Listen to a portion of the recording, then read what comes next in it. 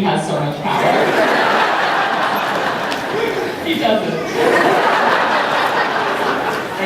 Thank you. He's not the captain in real life. Despite what he thinks. Do you think there are more good roles for women in science fiction than in other genres in Hollywood? I do think that that's the tendency, for sure. I think the whole Ripley phenomenon kind of set that up, which is really great. But you know, Joss in particular writes really good, kick-ass, well-rounded female characters. His characters have a lot of layers. You know, they have flaws too, which is helpful as an actor, I think. My favorite kind of heroes are the reluctant heroes. People who surprise themselves with their abilities and what they can do, and I think that's what he's great at writing in particular. And Dr. Keller, who I played on Stargate, was one of those flawed, reluctant heroes. She doubted herself so much and was petrified and very human.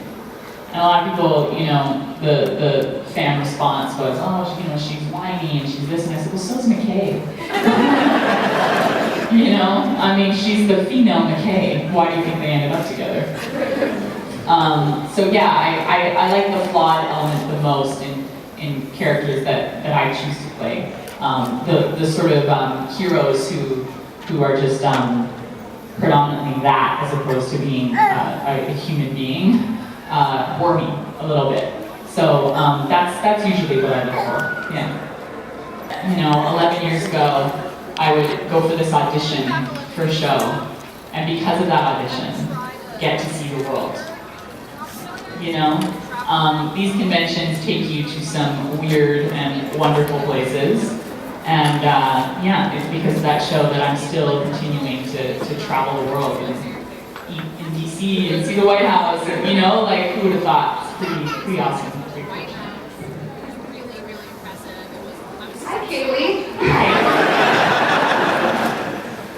Well, as you look around, you can sort of see everyone here is a geek of something. Love it. I was just wondering, other than Firefly, obviously, what fandom geek things are you into? Good question. I would say I'm the nerdiest about food. I'm a huge foodie, big food nerd. I am obsessed with celebrity chefs. That's who I get nervous around. Yeah, food and wine. I always say that if I wasn't an actor, I would go to school to be a sommelier. I would love to own a winery one day and learn about how wine is made. That kind of weird stuff fascinates me.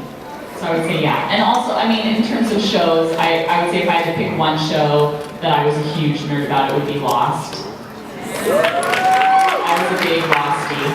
And when I was living in LA, they had this giant Lost auction, and it took place at an airport hangar, and they had all the props from the show. So you could go and you know, put on Dharma Initiative lab coats.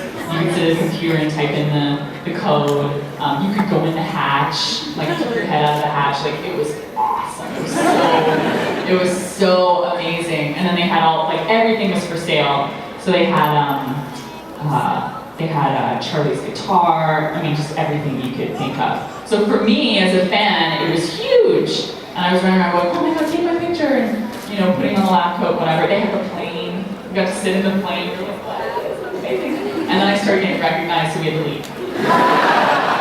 And people were like, oh, isn't that, this is weird, like taking my picture as I'm getting my picture taken. I was like, gotta go. Thank you.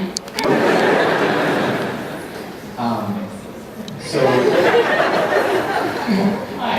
Go on. So you are to all of us a great star, and I hope that you recognize that even like on any scale, you definitely are. And yeah, what's your dream and why? What's like holding you back, or what do you think will be? What's my dream and what's holding me back? Oh, so much pressure. You know, my dream has always been, and the people that I look up to the most are the people that do what they are the most passionate about and get paid for it. So if I can keep doing what I'm doing, I'm in the right place.